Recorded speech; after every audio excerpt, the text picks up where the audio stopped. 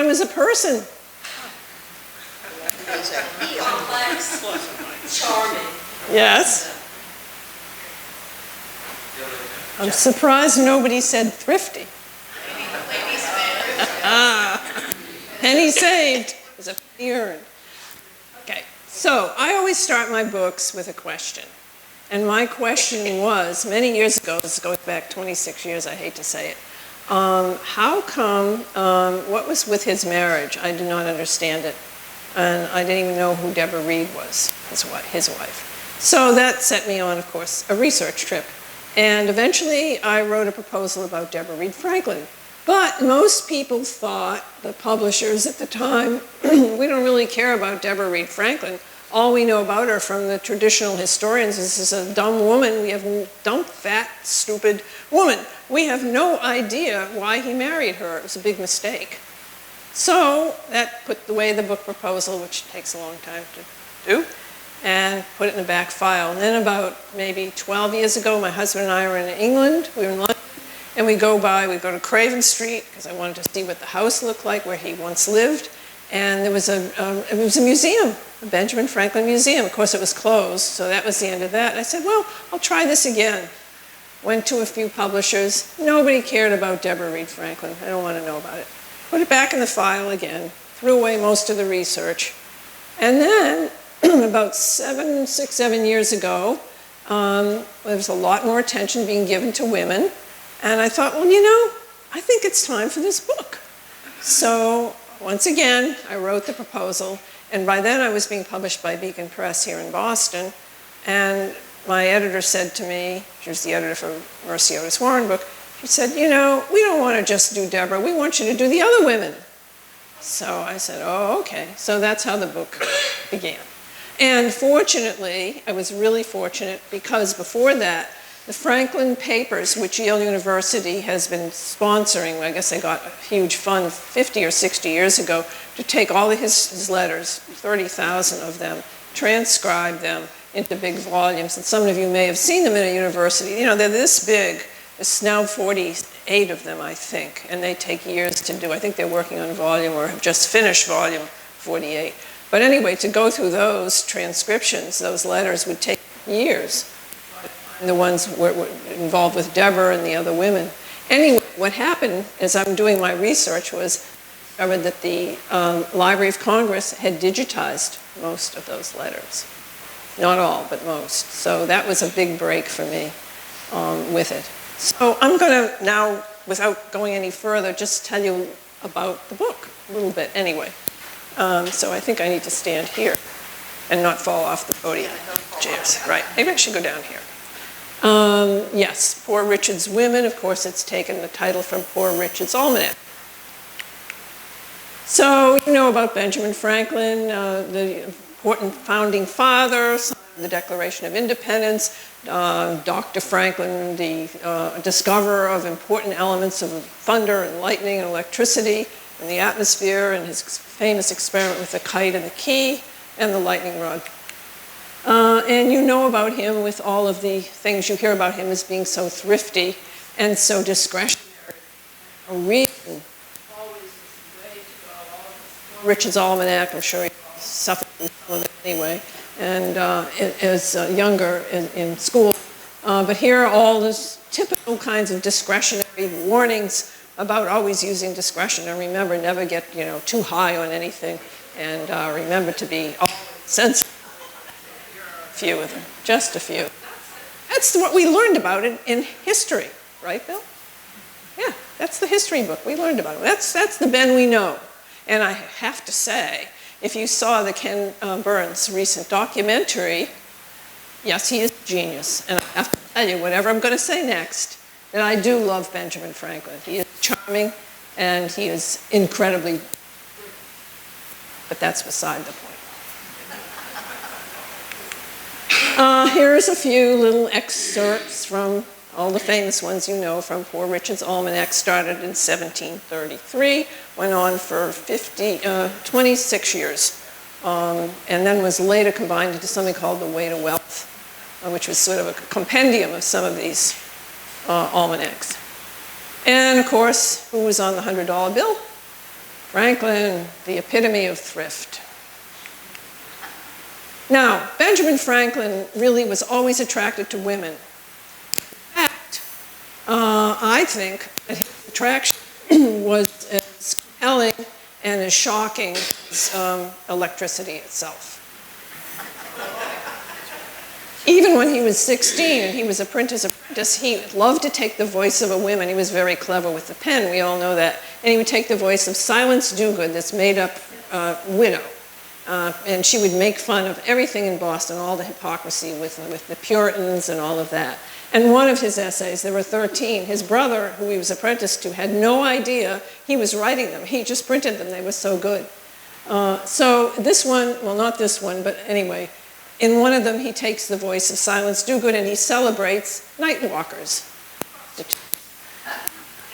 he says, not only do they make people happy, but it's very good for the economy. Because, especially for the shoemakers, of course, they were night walkers. This is him at 16. By the time he is 17, he's had it with his brother who keeps whipping him because he's just, you can imagine, he was a bit of a rascal. So he left Boston, he fled to Philadelphia. I think you know some of this story. And one morning when he was there, he had just arrived, and he's really rather dirty, and he's fatigued, and he's starving, and he's walking down Market Street, and he's holding 2 rolls under one arm, and he's ravenously devouring a third. And that's when he saw Deborah Reed. And he writes in his autobiography that, she laughed at him. And little did she know, that this man would become one of the most outstanding citizens of the 18th century, and her husband. But that's another story. Now, we don't know a lot about Deborah. Ben has a way of talking about important events, occasionally naming them, especially the emotional ones, but he never goes further than glossing over them. We don't ever get really what's going on inside. But he does mention that he's attracted to her. He gets a job as a printer, and he finally comes to her father, who was a carpenter, John Reed, and asks if he can room with him. And he does, and it is then that he begins to court young Deborah. We don't know a lot about Deborah. This is a portrait taken of her in late middle age. It's the only one we have. Actually, it's on this portrait that a lot of the reputation of Deborah, the earlier historians have painted, that she was dumpy and shrill and not too bright. But anyway, he does make courtship to her. He says that in his autobiography. And after that, meanwhile, he's going to marry her. And in the meanwhile, there's the deputy governor of Pennsylvania takes him under his wing and says, oh, I'll buy you printing equipment. I'm going to send you to England. You'll buy printing equipment. You'll come back and you'll start your own printing establishment. And Ben is overwhelmed, and he agrees. Of course, the governor has an ulterior motive. It's going to be his press for his information. So this happens in late 1724, and he's supposed to marry Deborah, but he's supposed to go to England. And meanwhile, Deborah's father dies. Now, Mrs. Reed, who had a pretty active appointment and salve business, her own little, where I think Deborah learned a lot of her bookkeeping skills, said to them, you're too young, and wait until Ben comes back from England, and he's established in his business, and you can marry him then. So Deborah is crushed. We don't know much more, except she spent a lot of time crying. Ben takes off for England, and he promises he's going to marry her when he comes back, and they just say they're going to exchange letters. And a lot of things happen in England. I'll only mention one, though. And that is that we think this is where, and he doesn't give us the date or where, we think this is where he began to associate with low women. In other words, his first sexual experiences in London. Anyway, he writes to Deborah and he says, I guess I don't know when I'm coming back. And Deborah is naturally very upset. And her mother says, look, you can't wait around. He might never come back. So accept other suitors. And she does. And soon, in August of 1725, she is married to an Englishman who's come over. And she's married a couple months, and his name is John Rogers. He's a potter. And she soon discovers that John Rogers is married and has a child in England. Well, that's not going to do. So Deborah goes back to her mother's house, and that's the end of that marriage. And she's a mess. She used to be very social. She was very well known among her friends, and she was really probably did her mother's books, very, very outgoing, totally dejected. Ben comes back in 1726. He finds her a changed woman.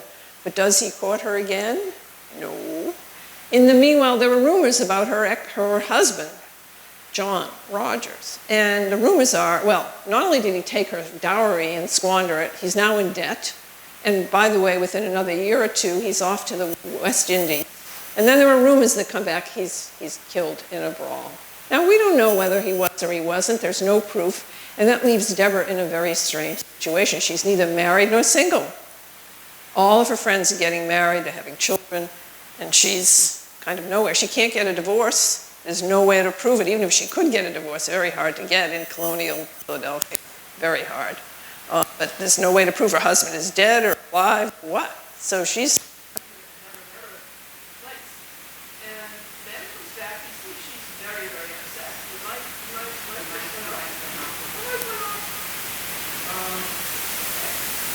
Dr. Electricity, I'm thinking maybe Dr. Electricity's trying to take his revenge. I don't know.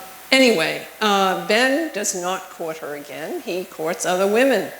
He's working for a printer, and eventually he starts his own printing company with a partner. But all the women he courts, their fathers say, we don't want you because printers are poor providers. So he's able to get married. And finally, in 1730, now he has his own print shop, B. Franklin Printer, very simple. He goes to Mrs. Reed, who he had socialized a little bit with him, not too much, but he'd given them financial advice.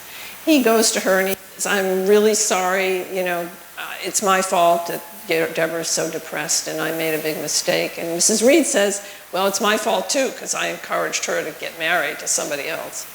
So all we know, again, Ben is very sly, just glosses over it in this autobiography of his. And he said, well, I took her to wife on September 1st, 1730. In other words, they moved in together. Sounds familiar today? Honestly, he was quite liberal. But anyway, they move in together. They're very happy. Deborah takes over his stationery shop. She turns it into a flourishing store, general store. She stocks it with all kinds of things. I'm sure she did his books because he later relies on her financially for a lot of things. He even writes to somebody that it was because he had Deborah, who was so thrifty, and therefore she was a fortune to him. So, and by the way, the American Philosophical Society has a lot of her notes scribbled in the ledgers. So clearly, this is not a stupid woman. Intellectual, no. Well-read, no. But smart in her own way. Smart in her own way.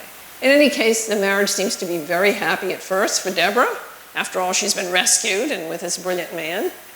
And then one day, about 6 months later, Ben arrives home with this big bundle. And he hands it to her. And it's a blanket. And she opens it up, and there's a little baby boy in there. And it's his son. His son, yes.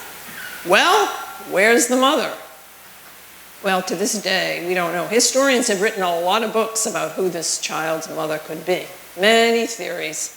Was it one of the Low women? Well, one of the most distinguished scholars, Leo LeMay, said no. Probably it was somebody that he knew who's away. Probably, I do think Ben is getting very angry at me about this. I really do. Hearing some funny things. Deborah does not want to take care of this little boy. And finally, she does agree. His name was William. We'll just get to him for a second. This is William Franklin. He becomes the governor of New Jersey later. By the way, the Tory governor, which did not later please Franklin. But I want to come back to Deborah because just a few examples of one of the reasons that historians thought she was stupid. Colonial women in Philadelphia were taught to read and write and probably compute enough to do household finances, but not to spell. To spell because to spell wasn't really important. So to read her letters even today, even digitized, are rather difficult. You have to sound them out, they're phonetic. So, but you see, if you look at the second one, my dear child, she always called him that. I think that was kind of like sweetie or baby or something. Yeah, she says, I inquired about Thomas Miller's house. Emil Strello bought it at 1/3 more than they're worth. Indeed, I wouldn't give half above what he had for them. So you see, she's pretty sharp, and she does later buy property. Anyway, she does raise William not too happily. They never do have a good relationship. But she continues on, and the marriage seems to be very happy. Ben even writes a poem about her later called My Plain Country Jane. She's not beautiful, but she's a fabulous wife. She's thrifty, she's smart. She relieves me of a lot of burdens. I'm so glad I have her. So, and we don't know why the poem was saved. He produced it, I guess he wrote it for one of his Mason meetings. You know, he's very famous. I'm not going to go through all the things he does, but he's a real go-getter in today's terms. He becomes the postmaster of Philadelphia.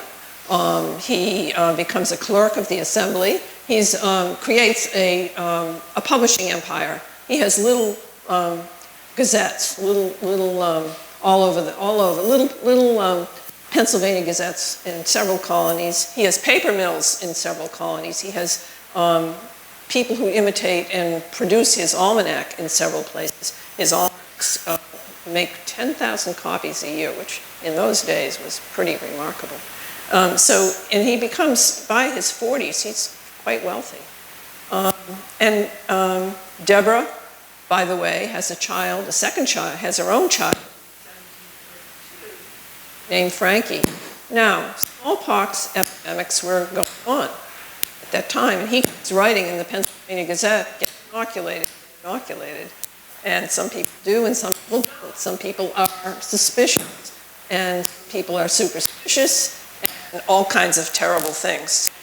Anyway, 1736, his little son, who's 4, is sick with dysentery, and therefore he can't inoculate him, and the child dies. So this is Frank. It's sort of we don't know what Deborah's reaction. We know about Ben's because Ben mostly writes about himself, but we do know Deborah kept his portrait prominently displayed in her house for the rest of her life. She does not have another child until 1743. And again, the historians have rushed in over the last 200 years, and they say, well, Ben didn't like her anymore, obviously, and therefore they weren't intimate anymore, and what good was that, and all of that. And in fact, there was a historian rather recently who wrote that a couple of years ago in one of the magazines as a theory. I don't think that was true. I think what happened, because of all of his praise for Deborah, and whenever he went away, he made her power of attorney, which is just unthinkable for a colonial woman. I mean, women were home and hearth, that was it. They certainly weren't supposed to be involved in accounting and politics and things. It just wasn't supposed to happen. So, you know, I think he valued her. I think she must have had stillborns and she must have had miscarriages in those 7 years till she finally has Sally, or Sarah, his daughter, who's now their only surviving child that they have together. Anyway, he becomes very wealthy. Franklin furnace, you know, the Franklin stove. He now is all kinds of honors, and he's prominent. And even though he's a tradesman, he can't ever be the upper crust in Philadelphia, but he's prominent and well-liked and highly respected. And Deborah, meanwhile, is taking care of his books. She's raising the 2 children. She's entertaining all these relatives who come and stay at his house, sometimes for days on end. Plus, his poor sister has a series of unfortunate kids that she takes care of. It goes on and on, the things she does. She nurses neighbors. She's quite a nurse. We hear a lot about that in some of her later letters. So here they are, and they're quite prominent. So all should be well, right? He's written that famous poem. Well, somewhere around 1745, he writes a letter which the historians kept secret from all of us for 200 years, because it's the founding father, and after all, we have to obey, we have to respect the founding father. The letter is, the title is called Old Mistress Apologue, but that's the title it was meant to cover up everything. The other title, contemporary title, is Advice to a Friend on Choosing a Mistress. And I won't give you the 8 reasons that he tells us why it's important to have an old woman. He doesn't mean old. The lifespan for women in those days was 42 years. So probably somebody 35 or so, okay, would be considered, kind of old. He gives us 8 reasons why an older woman is better than a younger one as a mistress. If you're not going to get married, you should have an old woman for your mistress. I'll give you the modern interpretation, okay, about older women and what he says, which is they don't yell, they don't swell, and they're grateful as hell. We don't know who he was referring to, and then all the speculation, of course, when this letter came out in the early 20th century, was published publicly. Was he having affairs with older women? Were these older women before, when he was still single? We don't know. But anyway, the historians have batted that around for a long time. Now, around 1751, he's retired now, he's Dr. Electricity, he's internationally known, the lightning rod and all of that, and he's got papers going back and forth with the societies, and France is celebrating him, and so on. He's prominent. Around 1751, the Crown of England appoints him the Deputy Postmaster of the American Colonies. And this is a big position for him, and he decides he's going to reform the post offices here. The mail was terrible. It's a long story, but if you received a letter, you would have to come to the post office, and then you'd have to pay for the postage, for one thing. He established a dead letter office. He established express riders, so you have overnight delivery, sort of a FedEx in those days, and a lot of other reforms, incredible things he did. But while he is on a tour, he's now at that dangerous age of 49, he's on a tour in Boston, post office tour. He's helping out, and he meets this charming woman, Catherine Ray. Catherine Ray is 23. It's kind of a classic story. And they become totally infatuated with each other. And I have to say the letters that were preserved, because they both write, please burn these letters, so we know some aren't there. They become infatuated with each other, and they have quite a flirtation. And when she has to go back to Rhode Island to go see her father, who lived on Block Island, was ill, Ben offers to escort her on a 2-day carriage ride.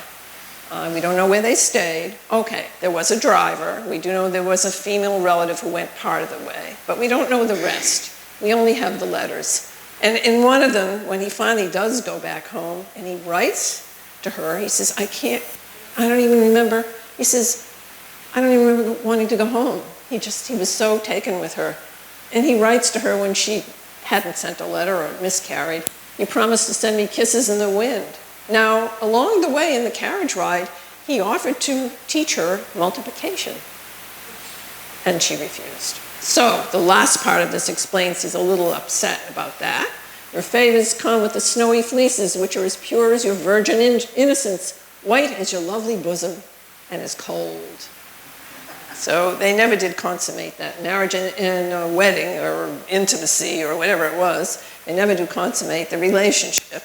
But they do remain friends, and she sort of finally sort of talks him down into sort of an uncle, kind of a confidant, and they remain close for the rest of their lives in their letters anyway. He does see her a few other times in life, but it's always as a friendship. Now, in 1757, you probably know about the Penns and how they were the proprietary colony of Pennsylvania. They really sort of owned it. Even though there was an assembly, they always had to do everything with permission from the Penns. Now, in the western part of the state, in the Ohio River Valley, there was a lot of hostility and borders. And this is just the beginning. We're really wrapping into the French and Indian War here. And a lot of tribal hostilities. Some tribes are on on the side of the Americans, and some tribes weren't, and the settlers were upset with the hostilities, and there were terrible things that happened in some of those towns. And the Penns aren't paying their taxes, and they say, we don't need to pay our taxes, we own this is proprietary. And they're one of the only 2 colonies, the rest of them are crown colonies. So getting pretty bad, there's even threats to come to, at one point, there were even threats to come to, at one point they do. Anyway, they decide Ben, who's in the assembly, should be the person to go to England and plead with the Penns in person and also to the crown if the Penns won't pay their taxes. So he decides, okay, he's going to go. And of course, he expects Deborah to go with him. And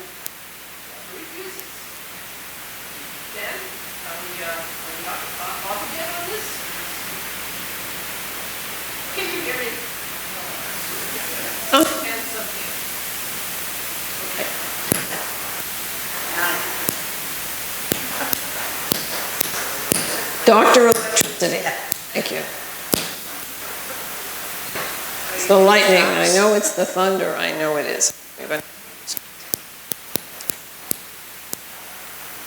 Okay.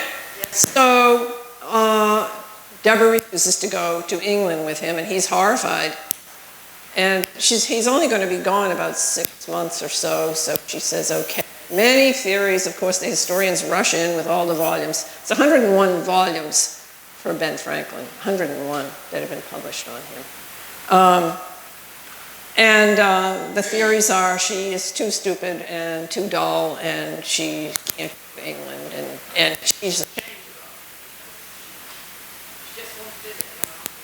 I know we're off again. So, yeah. Of course, my theory is that she felt that she had a certain place and a certain stature in Pennsylvania, in Philadelphia. Of course, the other theory is that she came over here as a young child, 1711, in a terrible transatlantic journey, which most of them were in those days. And she was traumatized, and therefore she didn't want to put a foot on a ship ever again. Whatever the reason, she didn't go, and he was angry. But he soon lived a charming townhouse, 76 Craven Street, the address, in London near Charing Cross, and roomed in rooms that this woman, we don't have her picture, Margaret Stevenson, who was his landlady and whom he addresses to Deborah in all his letters as his landlady for a long time. He doesn't even give the name. Well, she was a widow, and she did rent rooms to lodgers, but she was much more than his landlady. She nursed him when he was sick. And he got sick pretty soon after he came to London, all that chimney smoke and coal burning furnaces and whatnot in the fog. She re-outfitted him in English clothes. She introduced him to English fashion and to English customs, and she introduced him to her friends. Now, we had many friends there already, correspondence, his discoveries, as a couple. So, meanwhile, one of his friends, William Strahan, a publisher, printer, was very upset, and he wrote to Deborah. And he said to Deborah, I think you'd better come over here. Get on a ship and come over here to protect your interests. And Deborah wrote back, I'm not coming. Now, he was only supposed to be there a year. Well, a year ended up being 5 years. Okay.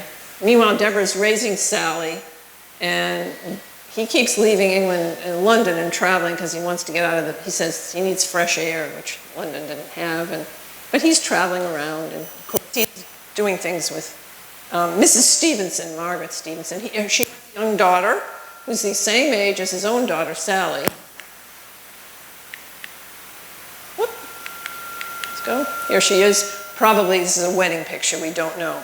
But he loves Sally. Sally is very intellectually curious, and he's very affectionate and warm to her, and he's really a surrogate father to her.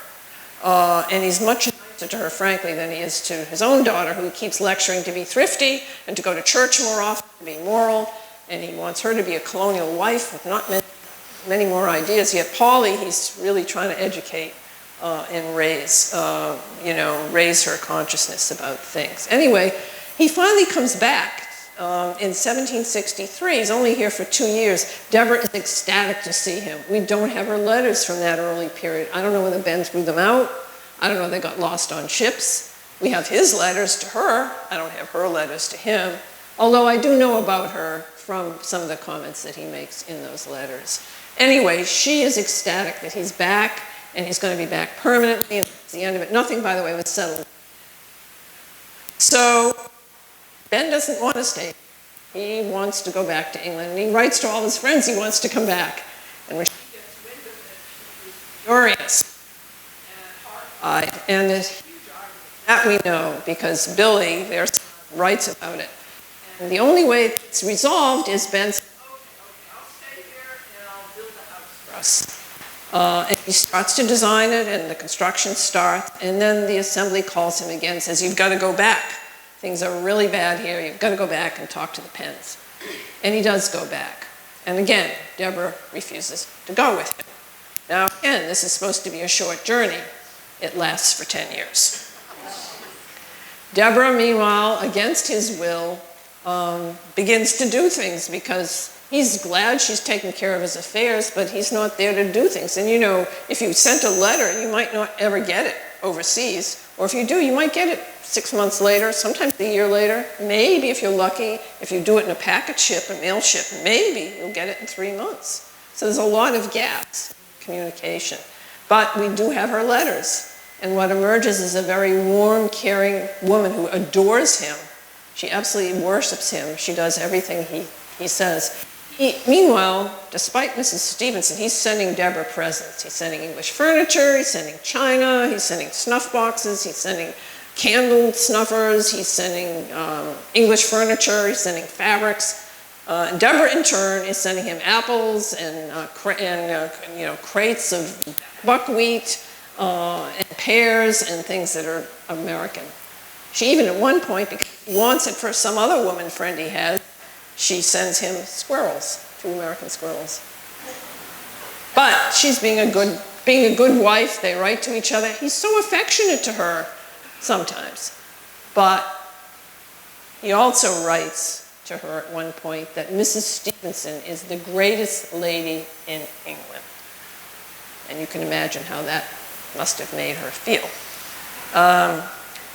The Stamp Act is, things are heating up with the American Revolution. The Stamp Act is a lot of malicious rumors, his enemies saying he supported the Stamp Act. And this house, Deborah had to finish. She had to supervise construction workers. She had to finish the design. She's sort of at her wit's end because this isn't something a colonial woman would ever do. And a lot of other things that she had to take over. He finally buys land, by the way, to extend that house, the property of it. Again, something a colonial woman would never do. But the Stamp Act, there are riots outside of his house, and there are threats that there's a gang, there's a mob who starts forming outside his house, and they're going to tear it down. And Deborah calls for her brother, and she calls for a cousin, and she is armed with a gun, and she and her relatives defend that house at gunpoint. And then she writes to Ben about it, and she says, I am sure that you did nothing wrong, and I'm here to defend you. So it's really, pretty heartbreaking. Deborah goes against Ben's wishes, and she allows her daughter Sally to marry an Englishman named Richard Bache. Some of you in finance may know about Bache investments. But the problem is Richard Bache he's English, but he's also a debtor. He got into big trouble owning a privateer that went belly up. And Franklin is horrified. He is the author of The Way to Wealth. He is known for his thrift. He is known for his financial acumen. His daughter's going to marry a debtor? He is horrified. Anyway, Deborah allows her daughter to be married, and for a while, a couple of months, Franklin doesn't write to her, and when he doesn't ever mention this marriage for almost a year. Eventually, he and Richard Bache do reconcile, but it's a long haul. Deborah's daughter has a child. Holly also gets married and has a child. Deborah is bragging about her child, the grandchild, and Ben keeps matching it with his English family. He has basically become he's the surrogate father. This is his surrogate English family. He lives there 10 years. And it's really quite hurtful to Deborah when you read some of those letters. But anyway, Deborah has a stroke. And Ben writes to her with medical advice and so on. But he's still there. Now we're in the heat of the American Revolution. It hasn't happened yet, but it's pretty bad. And he's not even dealing with the pens. He's now trying to cozy with various members of Parliament and cool down this revolution, this fervor that's happening in America. And he feels he can't leave. And when he's finally attacked by the Parliament, well, members of the Parliament, as somebody who was an instigator for the revolution, he no longer adores England. He now becomes a fervent patriot for America and for American independence. In the meanwhile, Deborah has a second stroke. And by the way, he keeps writing to her, oh, I'm coming back in the next ships in the spring. I'm coming back in the next ships in the fall. And it never happens. And Deborah dies without him in 1774, just before the breakout of the American Revolution. He does come back for a few years. By the way, I'll just add this as a little, we know there's a lot of rumors about Franklin. He's a ladies' man, he had 12 children. You read it on the internet, some of this stuff is, he had 12 illegitimate children, all this stuff. But here's an interesting little picture, again, kept quiet. The historians for over 200 years. There was a young art student named Charles Wilson Peale who came to England. He boarded at Mrs. Stevenson's. He knew Ben well. One day he walked into Ben's room, and this is what he saw. And another picture, still more graphic. And he was totally embarrassed. He shut the door and he ran back to his room. Like all good art students, he sketched out what he remembered. We don't know who the ladies are. They've not been identified, or the lady. But anyway, this is more grist for the questions that we have that are totally unanswered about Ben. Now, let's go to France, because 2 years after Ben has come back, he's now widowed. He is sent by the new Congress to go, the colonial patriots, to go to France to plead for funds, which we need to support the American Revolution. Congress has got no money. It's pretty bad. And we won't go into all of that, but he is sent over. And sure enough, while he's there and he's working hard, he meets and is introduced to a charming young woman. It's a famous musician, Madame Brion, and she's married. She has 2 children, arranged marriage, married to an aristocrat. She's so famous as a musician, she favored the piano, the new pianoforte, rather than the so impressed with her that he wrote 6 piano sonatas. A love affair follows. The letters are incredible. Her, she's going to love her life. She sits on his lap in public. She holds him and calls him mon cher papa. It's a bit of a scandal. She does play chess in the bathtub with him. She's in the bathtub, he isn't. But there is a plank over her. This is the French style. Anyway, the relationship goes on. The letters are incredible. I've only reprinted a few of them in there. And, but he never gets the last favor from her, which is, of course, what he wants. But that doesn't deter Ben, because soon after that, he meets another lady. This is Madame Hildicius, the wealthy widowed wife of a philosopher. And she's famous for her salons. People salons. Voltaire, who had come and gone by the time Franklin was there, Diderot, Houdin, many, many other famous people in pre-revolutionary France, the philosophers. And again, she's a bit of a hippie, I have to say. She's thrown away after her husband's death, all the French traditions. She bought a new estate. Instead of having a trim, manicured French garden, it's wild, and she has plants from all over. She has an aviary. She has all these crazy animals wandering around the gardens. She's really very, very free-spirited, and Ben just loves this. And in her house, she has 18 cats. that run around. They're all decorated with satin and ribbons and so on. When Abigail Adams comes with John Adams and to the house, to a dinner there, she's horrified. The Adams are horrified because she's totally loose with him. She runs over to Ben, slaps him on the back, and kisses him on the neck and all this stuff. And he tries to explain this is the way she is. She has 3 men who live with her, 3 single men. 2 are Abby's, and 1 is a young medical student. And they kind of keep track of her. She's pretty scattered with her social schedule, so they're the ones who keep track. And there's some delightful passages. And he's charmed with her, and she with him, and she promises him love and so on. And he finally proposes marriage. Now he's in his late 70s. And she's not much younger than he, by the way. And she refuses, and he proposes marriage repeatedly, and she refuses. And finally he becomes so insistent, maybe almost violent about it, I don't know, that she's frightened, and she takes off for tours for 3 months to cool this down. And the relationship, like all of these other relationships, soon becomes one of friendship. Before he returns in 1785, after the truces are signed to what is now the new United States.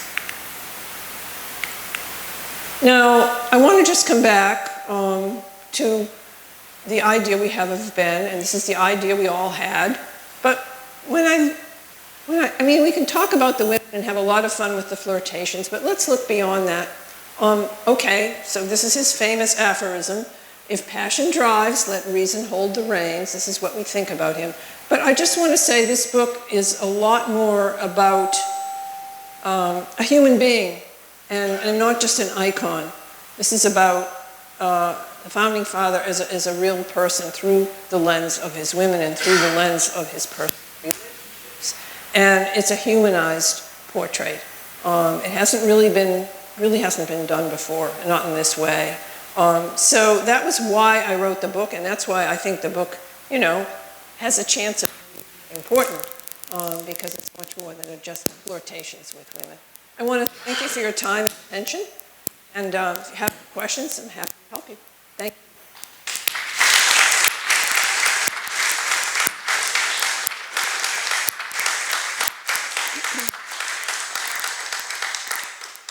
Any questions? There's got to be some. Yes? Who were Deborah's friends back in Philadelphia during all those years? Who was she closest to? Well, her best friend was a woman named Norris. Her father was Speaker of the House. She was her childhood friend, and she was highly placed. So that we know. And then she's very busy with all these relatives of his that come all the time, and her own daughter, and William, to a certain degree. William gets married, and there's a lot of, when he's the governor, there's a lot of interplay between them. She never knows about William's illegitimate son. In fact, there's a series of illegitimate sons, the illegitimate son of an illegitimate son, an illegitimate son, 3 generations. But she never knows about that. That's pretty quiet. So, but Deborah talks a lot about the neighbors. She keeps him up to date on all the news. Her letters are quite filled with that, and who's sick. And she did nurse a lot of people. And she claims, by the way, that nursing one of them, and very difficult, the woman died, was one of the reasons she had a stroke. And then she, of course, says the other reason is she misses Ben terribly. Thank you. Yes? I apologize. The sound was cutting in and out. Yeah, I know. The question I had, and I think you mentioned this when I couldn't hear that, so I apologize if this is a duplication. When you mentioned that Ben approached and he had a bundle in his arms, and there was speculation about this child, I couldn't hear the part where I think you were either saying it could have or may not have been the child of one of the ladies of the evening. It could or could not have been as father. Somebody else could be the father. Like, I guess I'm trying to figure out, do we know something about William's parentage on either side? We know for sure it was Ben's child because he claims the child. We don't think it's the, at least not recently, historians haven't thought it's probably the product of a woman of the night, because after all, if it was a prostitute, He didn't have to claim the child as his. It had to be somebody he knew, whose husband was probably away. And when the husband came back and she'd had the child, she had to give it away. Yeah. Yes. Any other questions? Yes. What happened to William? William, oh dear. Well, William becomes, I'm going to put this down. William becomes the Tory governor. He does not support the revolution. There's some pretty ugly stuff that goes on with him and Franklin says it's later in their life, you know, the most heartbreaking thing is to have my own son fighting against me in the revolutions. This is very poignant. There's some poignant scenes where the last time that Ben sees him, which has not been, there's been long, long years of separation. When Ben comes to England before he goes back to the United States for the last time, he meets England and he demands payment from William for some of the loans that he gave him. William is taken to jail during the revolution, as Ben had warned him. He said, you better come on the Patriot side because you're going to be put in jail. He's one of the very few governors, by the way, in the colonies who didn't support the American Revolution. Almost all of them did. So he is taken to jail. His wife, who's English, is in terrible shape and eventually died. Poor health, she's frail anyway. He then eventually, after he's finally let go back to England, where he lives kind of obscurely for the rest of his life, in poverty. He does eventually partner with or maybe marry another woman. That's all we know. Oh, it's all I know, anyway. It's a sad story. Yeah. Yeah. Any other questions? No? Okay. Well, thank you very much. It's been a pleasure.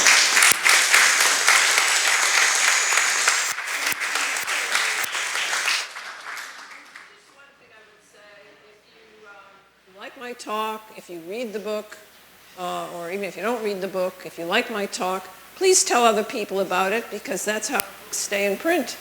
And anybody who wants, help themselves to the postcards and send them off to a historically minded friend. That would be great. Thank you.